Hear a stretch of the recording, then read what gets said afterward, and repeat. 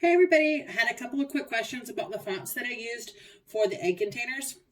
So I just wanted to do a quick little tutorial on the fonts I used, how to make your own.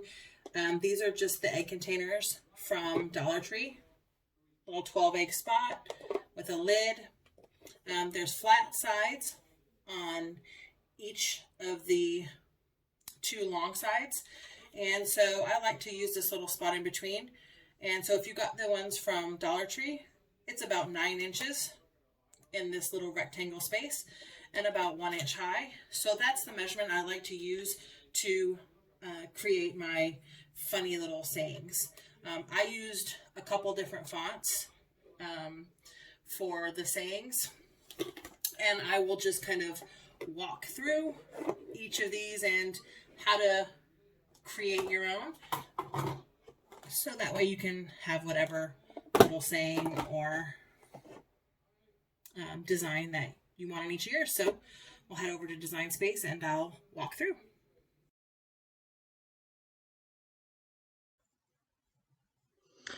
Okay guys, so now let's move back over into Design Space and we'll get started on our little saying for our egg cartons. I'm going to upload just a quick image of the fonts that I use for each one, just in case you were interested.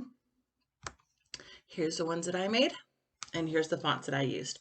All of my fonts come from dafont.com, at least the ones that are used on here. If you haven't checked out dafont.com, I really feel like it's one of crafters' best friends. Head on over there, check it out, favorite it up. They have fonts for just about any project you can think of. So I would check it out.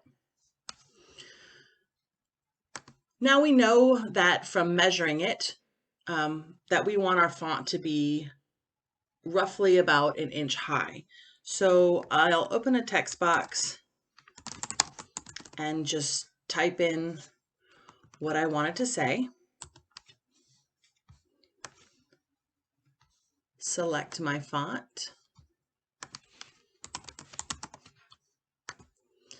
And then I always just go ahead and put it to the height that I know I'm looking for anyways, just so I can kind of get a feel. In this case, I just used a couple of chickens. I just went over to Google and grabbed a couple of black and white clip arts, dropped them in, and made my own cut files. I'm very much a visual learner, so I love to be shown anything. If you haven't done that and you want a quick walkthrough of just how to find it, how to drop it in, how to remove the background, make a cut file, drop me a note below and I'm more than happy to do a walkthrough, because that's just how I learn as well, is by watching someone do it. Again, I'm going to change the height on my chicken to 1 inch, just because I know that's what I'm looking for. And then I'll just do a copy paste.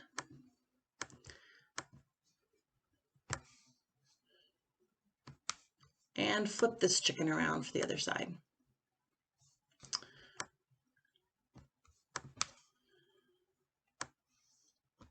Now I'll get them all together and we look like we're right about the right height. Now when I select them all, as I'll have it on the egg container, I see that I'm a little bit longer than the 9 inches that I was looking for. So again, with them all selected, like they would be on the carton, I can simply change the width here to 9 inches and it does all of the rest. In this case, I see that we're super close to 1 inch. This I think would look fine. If for some reason you are very adamant or you think it looks much better with it being the 9 inches wide and exactly the 1 inches high, you can just click this little padlock or lock. Once it's unlocked, you can actually adjust it to however you want, and then you can have your 9 inches by 1 inch. So really, again, personal preference.